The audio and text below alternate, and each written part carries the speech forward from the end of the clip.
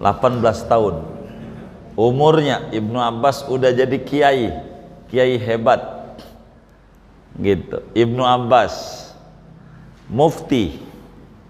Jadi mufti itu tempat ditanya-tanya orang. Pinter, masih kecil aja udah pinternya, Masya Allah.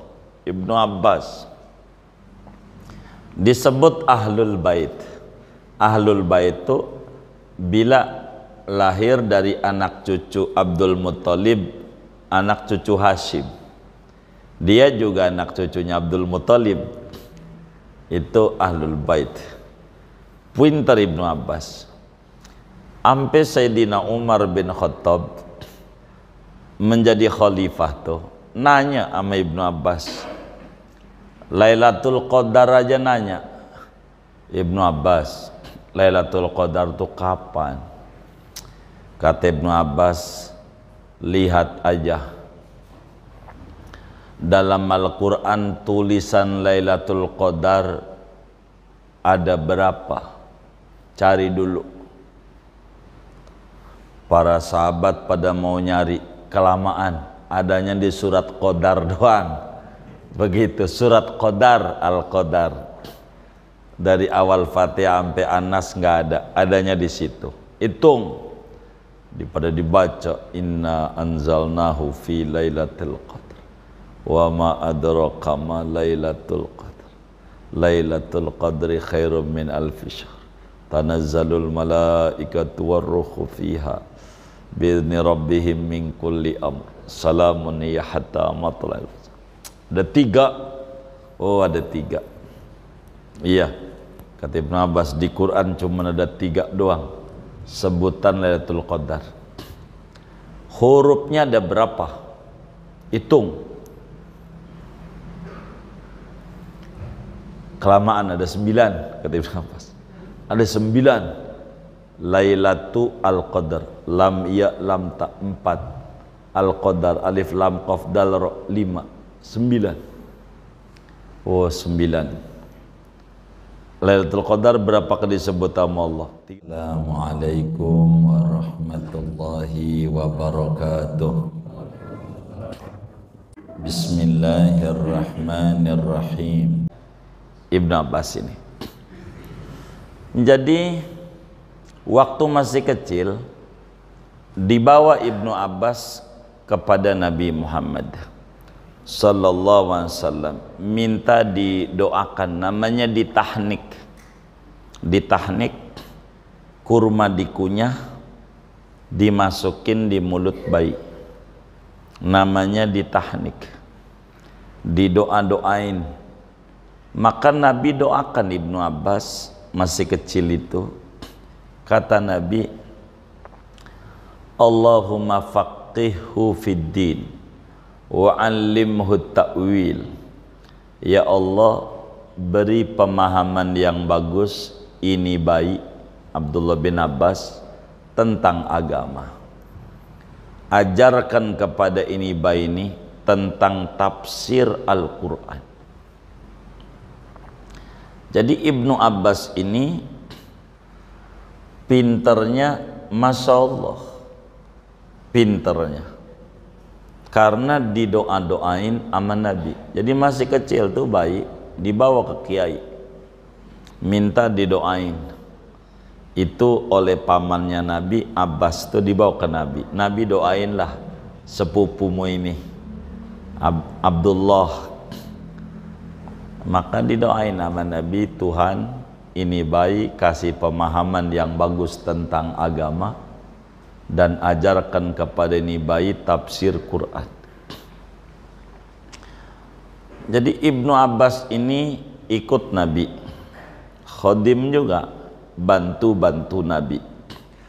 Jadi punya tenaganya buat bantu guru Ibnu Abbas, maka menjadi berkah luar biasa hidupnya Ibnu Abbas. 10 tahun ikut Nabi, banyak hafal hadis yang tertulis dalam berbagai kitab hadis, 1650 60 hadis yang Ibnu Abbas ajarkan nama umat.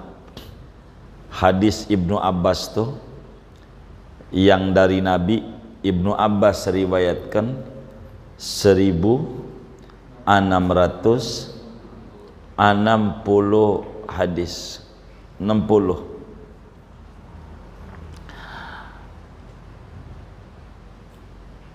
Usia 18 tahun Ibnu Abbas nih udah jadi mufti, udah jadi kiai gede. 18 tahun ini untung enggak kebaca oleh mahkamah keluarga, bisa adiknya ini 18 tahun umurnya Ibnu Abbas udah jadi kiai hebat gitu. Ibnu Abbas mufti. Jadi mufti itu tempat ditanya-tanya orang, pinter, masih kecil aja udah pinternya, Masya Allah. Ibnu Abbas disebut Ahlul Bait. Ahlul Bait itu bila lahir dari anak cucu Abdul Muttalib, anak cucu Hashim, dia juga anak cucunya Abdul Muttalib, itu Ahlul Bait. Pinter Ibnu Abbas. Sampai Sayyidina Umar bin Khattab menjadi khalifah tuh nanya sama Ibnu Abbas, Lailatul Qadar aja nanya. Ibnu Abbas, Lailatul Qadar tuh kapan? Kata Ibnu Abbas, lihat aja dalam Al-Quran tulisan Lailatul Qadar ada berapa? Cari dulu. Para sahabat pada mau nyari, kelamaan, adanya di surat Qadar doang. Begitu, surat Qadar, Al-Qadar. Dari awal Fatihah sampai Anas nggak ada, adanya di situ. Hitung. Daripada dibaca, inna anzalnahu fi lailatul qadar wa ma adraka ma lailatul qadar lailatul qadri khairum min alfi syahr tanazzalul malaikatu warruhu fiha biizni rabbihim min kulli amr salamun ya hatta matla'il fajr. Ada 3. Oh, ada 3. Iya, kata Ibnu Abbas, di Quran cuma ada 3 doang sebutan Lailatul Qadar. Hurufnya ada berapa? Hitung. Kelamaan, ada 9 kata Ibnu Abbas. Ada 9. Lailatu Al-Qadar, lam ya lam ta 4, Al-Qadar alif lam qaf dal ra 5, 9. Oh, 9. Lailatul Qadar berapa kali disebut sama Allah? 3 kali. 9 kali 3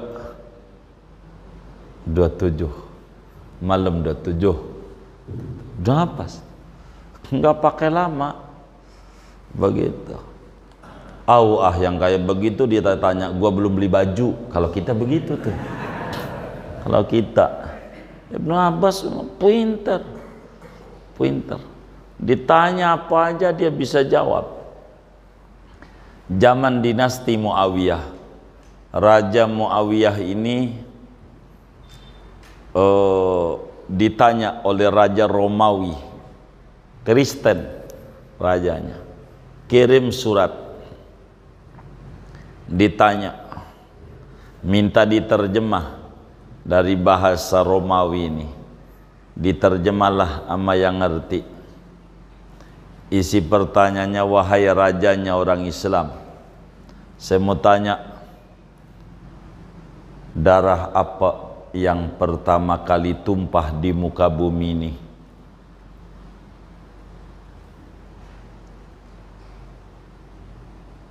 Kedua, bumi mana yang kena matahari cuman sekali doang? Itu raja nggak ngerti, nggak bisa jawab. Kudu ditanya ini mama kiai yang ngerti. Maka ditanyalah kepada Imam Ibnu Abbas, Ibnu Abbas, ada apa Tuan Raja? Saya ditanya sama Raja Romawi, kagak bisa jawab. Apaan? Darah apa yang pertama kali tumpah di muka bumi?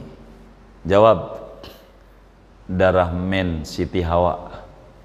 Itu yang pertama kali. Qabil Habil itu belakangan.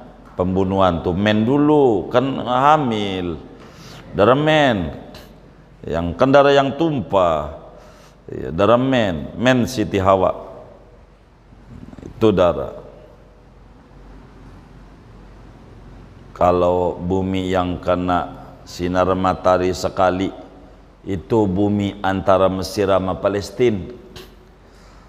Bilang begitu. Yang mananya? Itu waktu Nabi Musa nyebrang kan pecah lautnya, buminya kelihatan. Udah nyebrang nutup lagi, sampai sekarang nutup lagi. Nggak kena sinar matahari sampai sekarang udah nutup. Nih, dikirim sama Raja Romawi jawaban itu. Kata Raja Romawi ngomong sama Muawiyah, hai Muawiyah, saya yakin demi Allah ini bukan jawaban ente, mesti ada yang bocorin ini, ada yang bocorin ini jawabannya. Mana yang bocorin lagi sakit lagi di Singapura begitu. Jangan dicatat, maka dicatat begitu. Jadi puyeng sama saya gara-gara sakit begitu. Ini bocorin begitu. Demi Allah, bukan ente ini jawabannya. Kalau bukan keluarganya Nabi Muhammad nggak bisa jawab. Saya yakin yang jawab ini masih keluarganya Nabi Muhammad. Kata Muawiyah, iya, itu jawabannya Ibnu Abbas.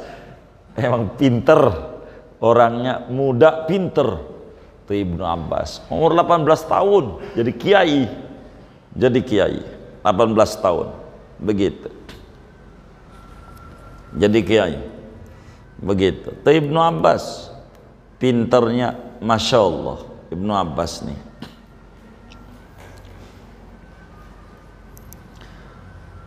Ibnu Abbas ini bisa ngelihat malaikat Jibril 2 kali. Ngelihat malaikat Jibril. Jadi ketika Nabi nanya, Nabi ini orangnya baik. Nabi itu orang yang tukang bantu-bantu Nabi selalu dikasih hadiah. Itu Nabi. Ada orang namanya Rabi'ah bin Ka'ab. Rabi'ah bin Ka'ab ini tukang bantu Nabi. Bocah juga. Khadimnya Rasulullah. Jadi kalau Nabi itu ibarat subuh 4:30, jam 4 dia udah bangun. Itu kerjaan Rabi'ah. Umurnya baru 10 tahun. Rabi'ah diri di pintu rumahnya Nabi. Mau ngapain? Mau makain sendal Nabi doang. Mau makain, biar jangan orang lain dulu yang makain sendal Nabi. Dia dulu. Itu kerjaannya Rabi'ah. Kalau Nabi wudhu, dia dulu yang ngambil gayung. Biar dia yang nyiram. Jangan orang lain. Itu begitu. Orang lain. Jadi begitu orang sekeliling Nabi ini hebat-hebat. Orang sekeliling Nabi ini kecil-kecil. Kayak Ibnu Abbas ini kecil. Orang Nabi wafat umurnya baru 13. Kan 13 tuh SD dah umurannya. SD. Ibnu Abbas ini pinter banget. Pinter, orang 13 tahun, hadisnya banyak. Ibnu Abbas pinternya minta ampun.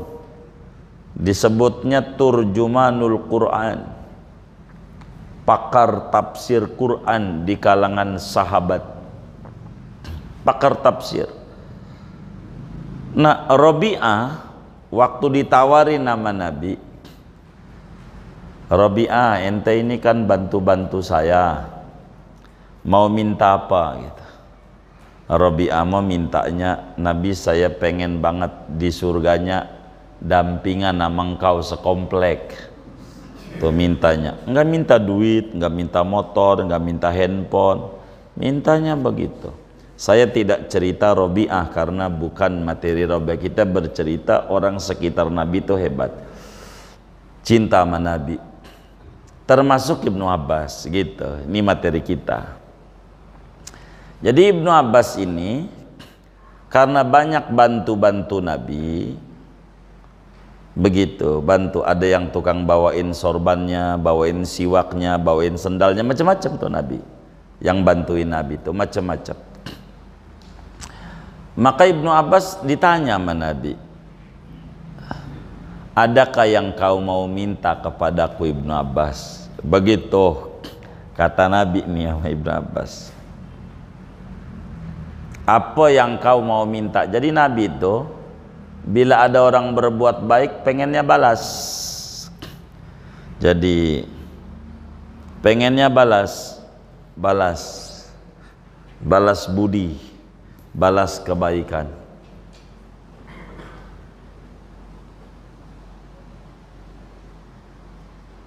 Jadi Ibnu Abbas ditawarin mau minta apa gitu. Kalau Robi'ah memintanya pengen bersandingan sama Nabi di surga, hadisnya ada di Sahih Muslim, tapi entar bukan materi kita biar enggak kepanjangan saya neranginnya.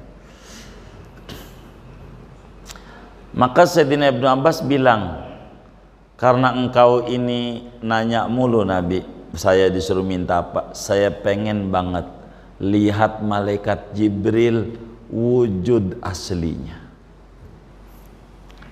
Wujud aslinya Jibril. Wujud aslinya. Wujud aslinya. Kata Nabi, ya Ibn Abbas, lan yarahu ahadun min khalqillahi illa amya illal anbiya. Ibnu Abbas, ndak bakalan orang bisa lihat Jibril wujud aslinya siapa aja kecuali bakalan buta, kecuali pangkatnya Nabi. Kalau Nabi enggak lihat wujud Jibril yang asli, kuat karena dia dikasih kekuatan mata dan akal yang luar biasa. Kalau Nabi, kalau bukan Nabi, Ibnu Abbas buta.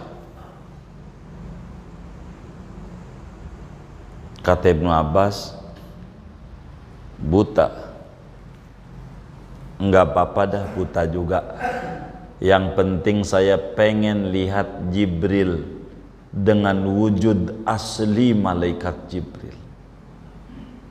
Tapi buta Ibnu Abbas, iya enggak apa-apa buta, tapi kalau boleh mohon Nabi, mintakan nama Allah butanya kalau udah tua aja. Kalau udah tua baru buta. Kata Nabi, iya baik, saya mintakan nama Allah, entar ente tuanya buta. Iya baik, yang penting lihat malaikat Jibril. Maka ketika Jibril datang kepada Rasulullah SAW, Ibnu Abbas dibilangin, no Jibril, sayapnya ada 600. Satu sayap Jibril tuh antara timur dan barat.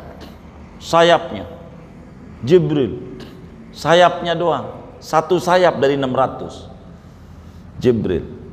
Jadi mata ini lihat Petromak aja sejam. Tahu Petromak nggak? Jam dulu Petromak tuh sejam aja depannya nggak lihat begitu, apalagi ini malaikat yang ribuan watt cahaya malaikat. Dua kali akhirnya Ibnu Abbas minta lagi, buta nggak apa-apa, yang penting tua Nabi gitu. Maka dua kali Ibnu Abbas melihat malaikat Jibril yang asli.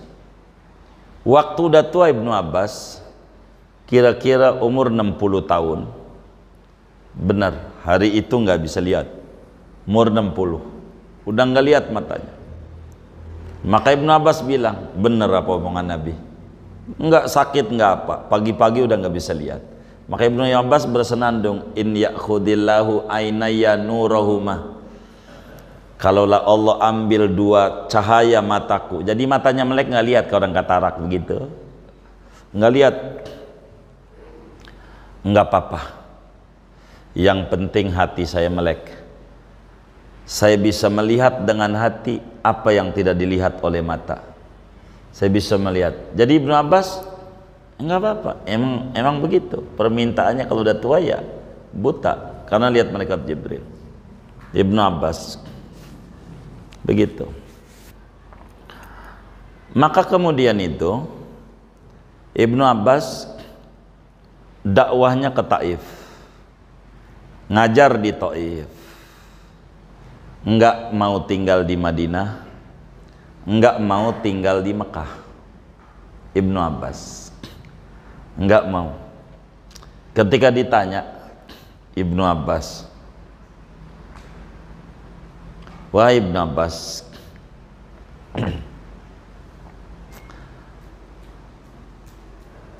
kenapa enggak di Madinah? Saya ini orang kotor, enggak layaklah tinggal dekat Nabi, kota suci.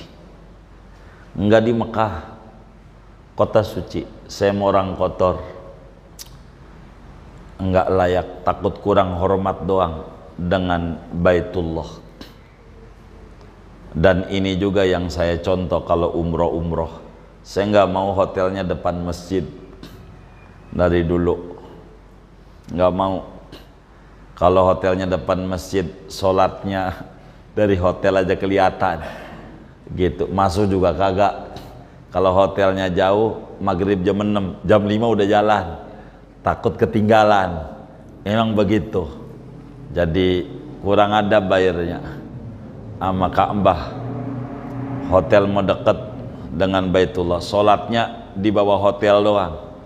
Banyak itu yang kayak begitu, menang deket doang, nggak lihat Ka'bah. Dan udah biasa kayak kita aja yang rumahnya dekat Nurul Jannah, telat ke masjidnya sama yang jauhan, bener nggak? Begitu tuh, udah biasa itu. Jadi kalau jauh itu takut ketinggalan, itu begitu. Ibnu Abbas tuh begitu. Jadi akhirnya sampailah Ibnu Abbas wafat tahun 68 Hijriah dalam usia 71 tahun, dimakamkan di Taif. Ada masjid namanya Masjid Ibnu Abbas. Sebetulnya bukan Masjid Ibnu Abbas. Masjid itu yang bangun Nabi Muhammad. Nabi Muhammad lama di situ. Sebelum Ibnu Abbas ada, emang masjidnya udah ada. Cuman penamaannya menjadi nama Masjid Ibnu Abbas di Taif, kurang lebih 120 km dari Mekah. Taif. Alhamdulillah kawan-kawan majelis selalu ziarah ke Ibnu Abbas, sebab orang paling pinternya orang Ibnu Abbas ini hebat, ikut Nabi pinter. Ibnu Abbas ini kurang lebih tuh demikian sekelumit cerita Ibnu Abbas radhiyallahu anhuma. Moga kita dapat berkahnya Ibnu Abbas, dapat cahaya Ibnu Abbas, dapat keramatnya Ibnu Abbas, juga keluarga dan anak keturunan kita. Amin ya rabbal alamin. Ibnu Abbas, kata beliau nih, karena hadisnya ada 1660 hadis. Kejadian ini saat Ibnu Abbas umurnya baru 10 tahun. Hadis yang kita mau bedah, Ibnu Abbas umurnya baru 10 tahun. Artinya Nabi ada di Madinah 7 tahun. 3 tahun lagi Nabi meninggal dunia. Dan Nabi itu kalau naik unta, sahabatnya suruh bonceng. Itu Nabi.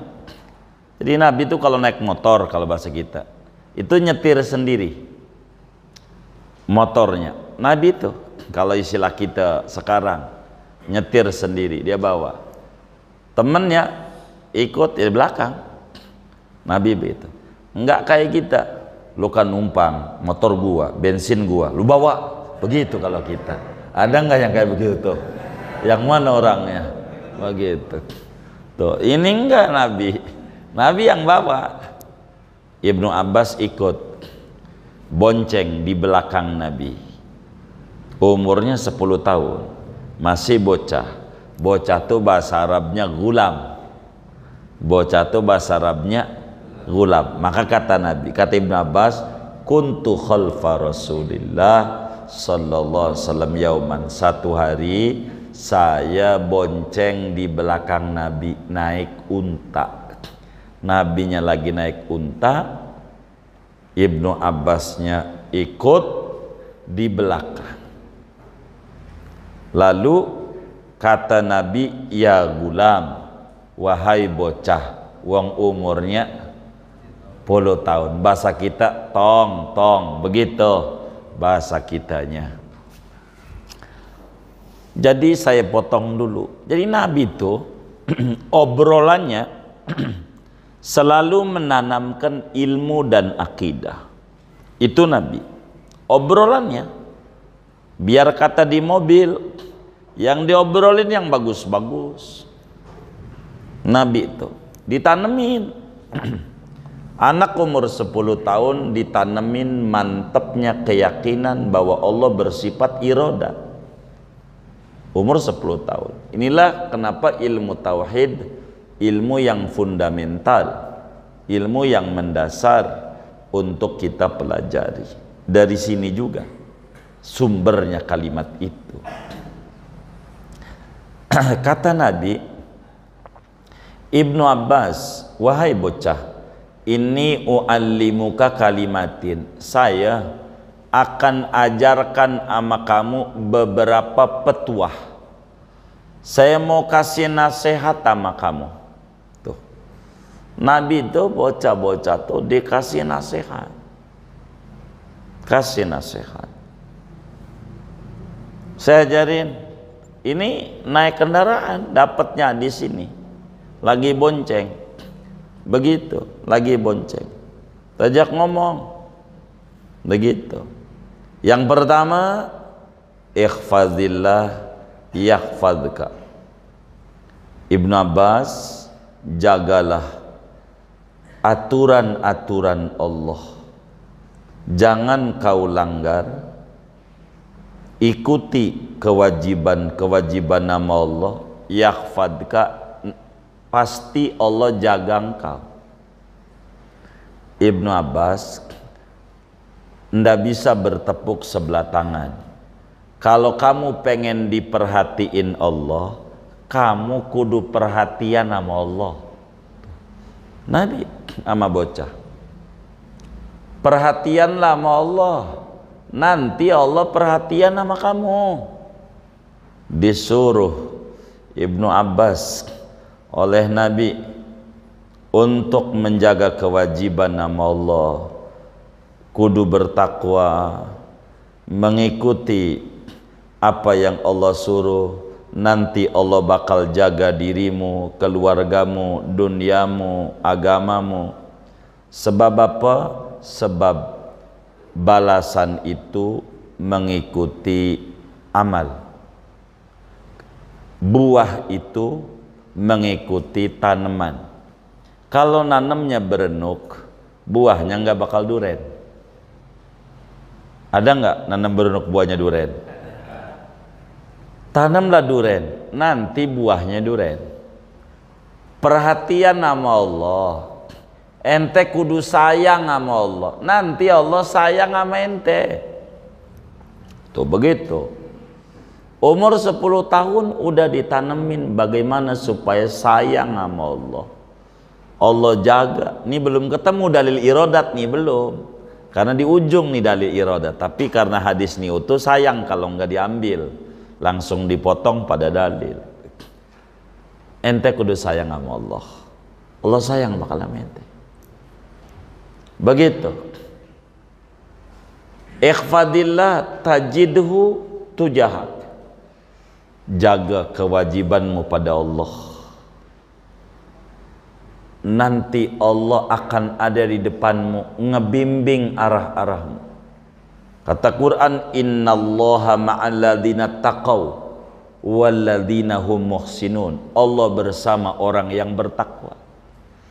Jadi kalau kita pengen diopenin Allah, kita kudu open dulu sama Allah. Kalau kita pengen dapat ikan, kudu naburin umpan dulu. Jangan pengen dapat ikan kagak naburin umpan. Jadi tebarin sayang dulu sama ikan. Nanti Allah bakal kasih sama kita. Berbagilah, nanti dibagi. Begitu. Sayanglah sama Allah, nanti Allah sayang sama kita. Jangan kita pengen disayang Allah, sementara kitanya sama Allah kurang sayang. Jangan. Sayang, demen dzikir, demen begitu. Namanya sayang sama Allah. Berikutnya kata Nabi, idza sa'alta fas'alillah. Kalau ente mau minta apa saja, minta dulu sama Allah. Mau minta apa aja, mintanya sama Allah dulu. Maka Ibnu Abbas kalau anaknya minta makanan kayak minta kurma sama Allah dulu. Ente minta, kata Ibnu Abbas. Ya Allah, saya lapar pengen makan kurma. Ibnu Abbas kasih sama anaknya. Ini dari Allah. Jadi menanamkan Allah. Ibnu Abbas itu selalu begitu. Dan ini dicontoh oleh Imam Ahmad bin Hanbal. Imam Ahmad bin Hanbal punya anak namanya Abdullah juga. Imam Ahmad, murid Imam Syafi'i. Kalau anaknya minta apa aja, minta duit, minta sama Allah. Ya Allah, bagi hambamu uang. Iwan Fals. Bukan begitu. Ya Allah, bagi hambamu uang. Imam Ahmad kasih. Ini dari Allah. Abah cuman perantara doang dari Allah. Makasih ya. Jangan sama Allah. Kalau kita makasihnya sama orang, Allahnya ketinggalan. Begitu. Akhirnya lupa. Timbang dikasih kerudung doang atau kerudung partai. Gitu. Ya Allah, dipuji-pujinya luar biasa. Padahal ngasih kerudung doang. Tuh yang ngasih pala kurang terima kasihnya. Biar kata kerudung 10 juga, kalau nggak ada pala mau ditaruh di mana? Itu makasih sama Allah dulu. Nabi tanemin, ente kalau minta sama Allah. Apa aja sama Allah dulu. Sama Allah. Minta. Mau dagang, mau minta untung, sholat duha dulu minta sama Allah. Jangan main dagang aja, sholat duha dulu. 4 rakaat dah, baru buka warung. Begitu. Minta, kalau minta sama Allah dulu. Sama Allah. Sebab apa? Orang kalau diminta mulu pegel. Kata Imam Syafi'i, la tas'alanna bunayya adam hajatan wasalil ladzi abwabuhu la tuhjabu wa bunayyu Allahu yaghdabu in tarakta su'alahu wa bunayyu adam in sa'alta yaghdabu. Jangan sekali-kali minta sama manusia, tapi mintalah sama Allah yang pintu kebaikan yang gak pernah dikunci. Allah tuh marah kalau kita hambanya nggak mau minta, diem aja. Baca sholawat nggak mau, dalail nggak mau, ratiban nggak mau, zikir nggak mau, gedek Allah sama orang kayak begitu. Namanya hamba sombong, kayak kagak butuh aja.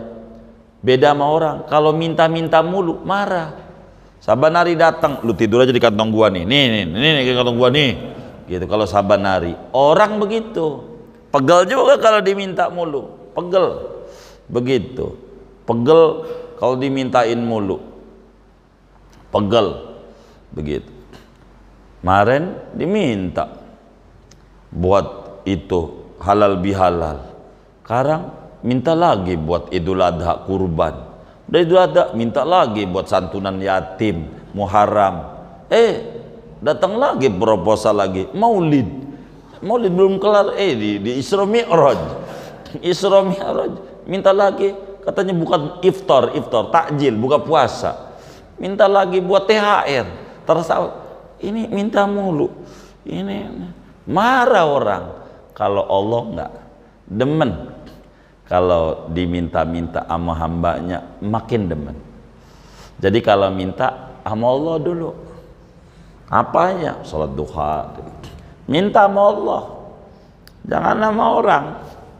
Sama Allah dulu, tangis ya Allah tiap malam. Pakai bahasa kita aja. Nggak usah bahasa macam-macam. Sama Allah minta. Minta sama Allah. Minta. Jangan nggak minta. Sama Allah minta. Apalagi Jumat banyak waktu mustajab. Minta sama Allah, minta. Jangan nggak minta sama Allah. Tuh, begitu. Jadi kalau ada apa-apa mintanya sama Allah dulu, apa aja. Baru sesudah minta sama Allah, baru minta bantuan sama manusia. Begitu. Tapi sama Allah dulu. Jadi terima kasihnya sama Allah. Terima kasihnya. Minta sama Allah. Minta sama Allah. Jadi ada orang kaya raya. Orang kaya raya lagi susah. Usahanya menurun. Dia main ke masjid. Lah ada orang lagi nangis-nangis. Lagi kesulitan. Akhirnya ngelihat orang lebih parah dari dia, dideketin. Kenapa Pak? Saya punya utang. Puyeng di pala. Berapa? 5 juta. Saya nggak ada buat bayar. Saya minta sama Allah. Kasih sama dia. Orang kaya. Ini 5 juta. Kasih langsung. Udah kasih 5 juta. Lalu kemudian kasih nomor telepon, kartu nama, Bitoko. Ini kartu nama, alamat kantor saya. Kalau kamu, ini nomor telepon saya. Kalau kamu nanti susah, kamu jangan sungkan-sungkan minta sama saya. Ini alamatnya. Enggak mau dia. Pak, enggak Pak, bawa aja. Enggak usah. Emang apa? Saya mau mintanya sama Allah aja. Mintanya sama Allah. Allah itu kalau saya sebagai hamba susah, nanti datang orang yang nolongin saya kayak Bapak nih. Saya enggak. Kalau saya pegang kartu Bapak, nanti saya minta tolongnya sama Bapak, enggak mau Allah. Enggak. Ntar kalau saya susah lagi, saya minta lagi sama Allah. Ntar bakal dikirim lagi, siapa kan, nggak mesti Bapak. Begitu. Kalau kita lumayan juga nih. Begitu kalau kita. Enggak. Ini enggak. Idza sa'alta fas'alillah. Minta sama Allah kalau susah. Ajarin anak-anaknya minta sama Allah. Minta apa aja sama Allah. Minta. Begitu. Minta. Begitu. Saya kalau ziarah-ziarah orang soleh, doain bininya, anaknya absen atu-atu, biar minta. Kadang lupa dia doain anaknya, doain bininya, begitu. Minta aja, Allah minta. Karena kan kita hajatnya nggak paham kawan-kawan kita. Lah ziarah ke wali, dibimbing doanya. Emang dia tahu kita kesulitan apa? Kan nggak tahu tuh supir. Iya jarah sendirilah. Begitu. Dia kan nggak tahu kita susah apa, mau ziarah. Begitu kan kita, Pak saya ini emang Bapak tahu susah saya? Kagak. Ya udah saya yang mau minta, pakai dikir saya. Oh begitu, iya begitu. Pokoknya Bapak diam aja, gue bagi duit. Yang Bapak kan minta duit, ntar gue bagi. Tapi gue mau minta dulu. Gitu. Jangan banyak-banyak aja, gue aja lagi minta duit nih. Gitu. Begitu. Minta sama Allah. Wa idasta'anta fasta'in billah. Kalau mau minta tolong, minta tolong sama Allah dulu. Iyyaka na'budu wa iyyaka nasta'in. Karena Allah Maha Kuasa. Apa aja sama Allah dulu. Nah, kata Nabi sama Ibnu Abbas nih. Maka Ibnu Abbas tuh tenang hidupnya. Ibnu Abbas ingat-ingat nih, Allah tuh bersifat irodat. Andai orang sejagat nih Ibnu Abbas, semuanya bersekongkol, sepakat pengen dukung ente, dukung, nggak bakalan mereka bisa dukung kecuali karena memang sudah ada irodat Allah, dia dukung ente. Begitu. Andai ada orang mau merugikan ente, menjegal ente, membuat ente sengsara, jangan takut, nggak bakalan bisa kecuali karena memang udah digariskan oleh Allah dengan irodatnya. Sebab la mani'a lima ataita wala mu'tiya lima manata wala radda lima qadaita. Serahin sama Allah. Tugas kita ikhtiar, dagang. Jangan habis kita mikirin orang, capek mikirin orang, capek. Saya begitu dalam hidup saya. Ada dua pilihan. Kalau kita ngurusin yang kayak begini, pesantren nggak bakalan jadi, ngurusin begini mulu nih, capek yang ganggu ini, gitu. Milih mana? Lah milih minta duit aja sama Allah, minta duit aja biar pesantren jadi, biarin yang ganggu mau urusan Allah dah, gitu, urusan Allah. Kalau ngurusin ini capek, anjing diusir, udah pergi, datang lagi, anjing yang lain lagi, apa kagak pegel nggak? Pegel. Si ini udah kita urusin, kelakuan kayak begini, muncul lagi yang ini, ya pegel, udah biarin. Udah pokoknya fokus saja sama Allah. La mani'a lima antata. Enggak ada yang bisa ngalangin kalau Allah udah punya mau. Enggak ada yang bisa bantu kalau Allah kata Allah kagak. Mantepin di hati. Saudara, capek. Kita hidup diganggu orang, itu udah biasa. Udah biasa, capek kita. Capek ngurusin itu. Akhirnya kita kurang fokus mikirin dia. Ini kurang ngajar, ini ganggu kita mulu ini. Kita buang lagi, wirid lagi. Akhirnya menongol lagi. Pegel. Udah nggak usah pikirin begitu, fokus saja. Kalau yang ganggu nggak ada habis-habisnya selama masih hidup. Justru kita harus piara yang ganggu tuh. Doain biar panjang umur, sehat walafiat. Dimudahin urusannya yang ganggu-ganggu tuh. Kenapa? Kalau yang ganggu-ganggu ini habis, kiamat. Lah, kalau musuhnya udah mati, nih Putu Wijaya bikin film Satria Bambu Kuning, ada Advent bangun, musuhnya, jagoannya Bari Prima, musuhnya mati, habis. Habis nggak? Habis. Jadi musuh ini jangan sampai mati. Doain biar panjang umur, sehat walafiat. Saya begitu doanya. Nggak ada yang saya sumpahin orang jahat sama kita, enggak ada. Insya Allah mudah-mudahan sampai kiamat Allah jaga hati, enggak bakal saya berkata buruk sama orang. Mampus, insya Allah enggak ada di mulut kita. Mau dolimnya kayak apa, kagak bakalan. Kenapa? Orang nanam berenuk nggak bakalan buah durian, nggak bakalan. Orang nanamnya berenuk pengen buah durian, nggak bakalan. Enggak disumpahin juga udah pasti celaka, bangkrut udah pasti. Nggak usah, Allah nggak tidur.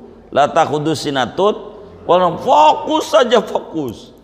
Ini Ibnu Abbas umur 10 tahun ditanemin akidah benar. Kata Nabi, wa'lam, catat sama kami Ibnu Abbas, andai orang sedunia sepakat pengen dukung kamu, ngasih apa aja, bantu kamu, enggak bakalan bisa bantu kalau Allah enggak kasih irodat. Jadi gantungnya sama Allah aja, nanti biar orang kasih gampang. Kita anggota dewan begitu tuh, kalau nyalon dewan sama Allah, jangan sama orang dulu, Allah dulu. Paling nggak biar iba, jadi duit dikit juga cukup, begitu. Karena kita kurang andel sama Allah, sama orang aja. Kata orang, enggih, kita pergi, enggak. Akhirnya duitnya doang diambil, begitu. Banyak tuh kawan-kawan kita aja begitu. Gitu, dia nyalon dewan, kita kagak dukung, dia marah. Ya Allah, kan badan atu, ya kagak bisa lah kalau semuanya mau nyoblos semuanya golput, kagak bisa. Ya badan atu, yang didukung ya satu, yang didukung begitu. Masa tiga-tiganya? Nggak mungkin lah, gitu. Yang duluan daftar aja itu yang didukung, yang duluan daftarnya. Itu aja, karena duluan daftarnya dukung.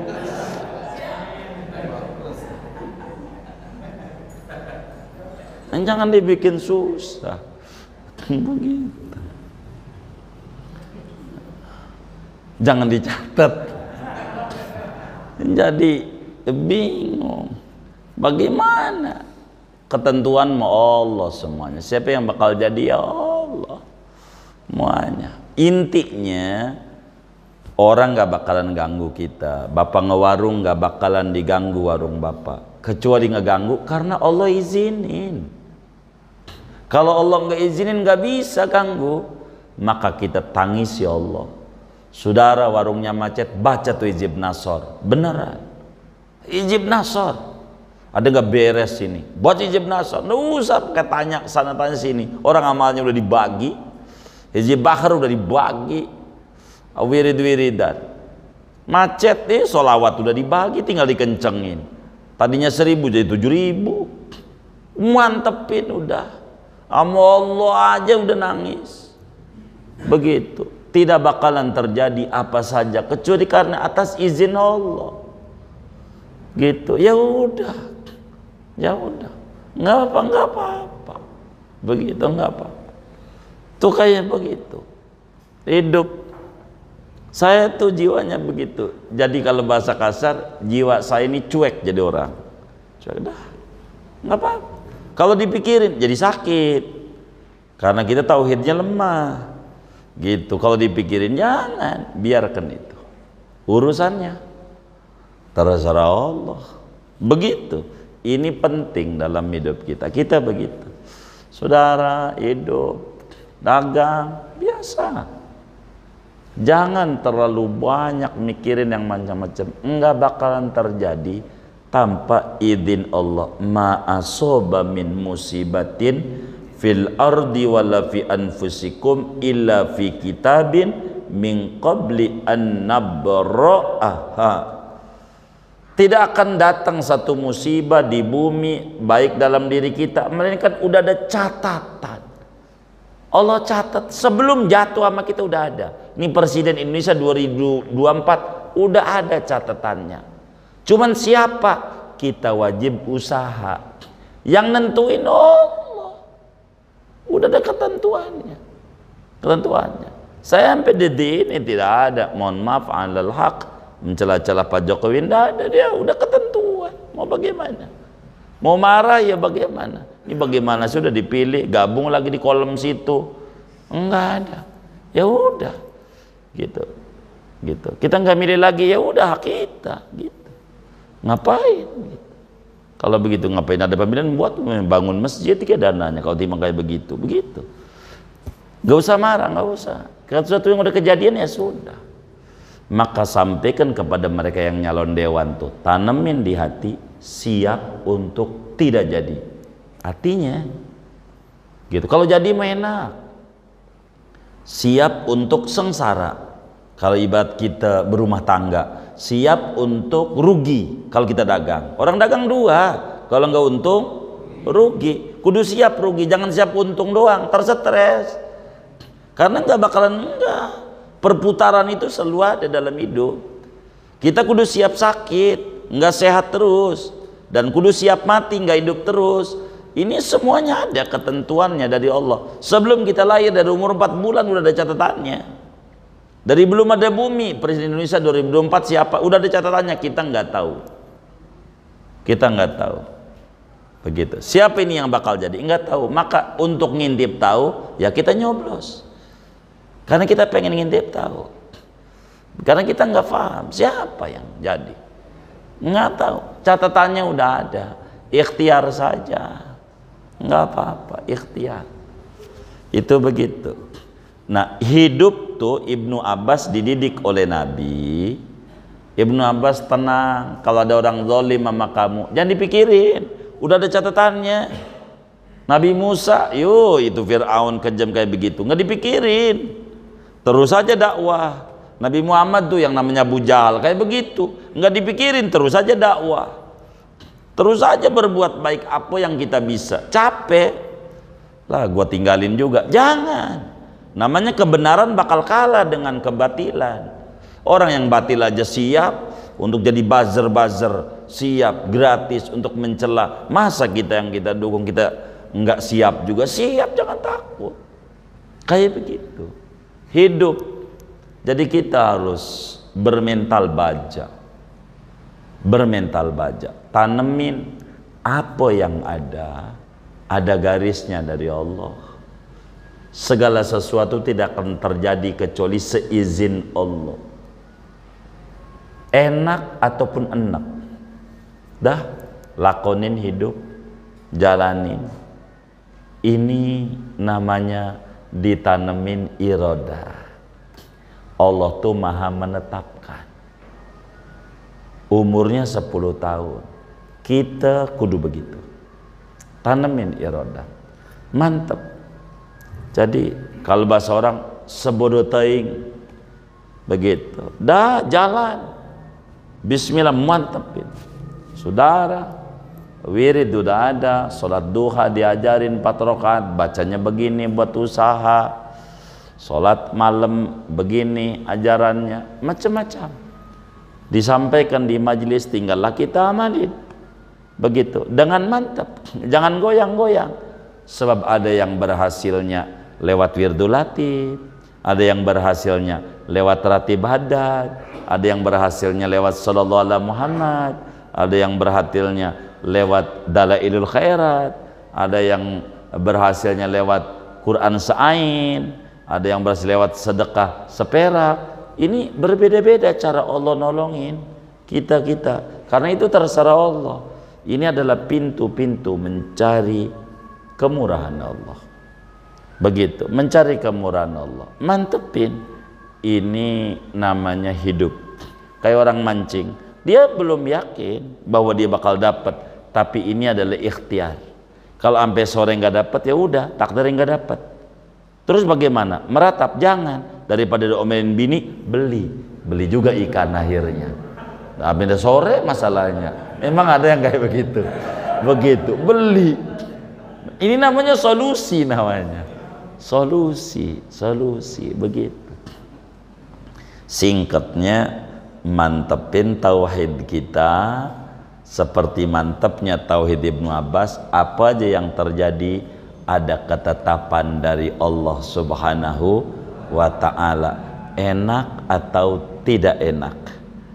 Kalau enak syukuri itu, kalau tidak enak sabari itu, dan terus cari solusi. Ini cara hidup yang benar. Kurang lebih demikian secara singkatnya, moga dapat dipahami. Ada yang ditanya barangkali silahkan.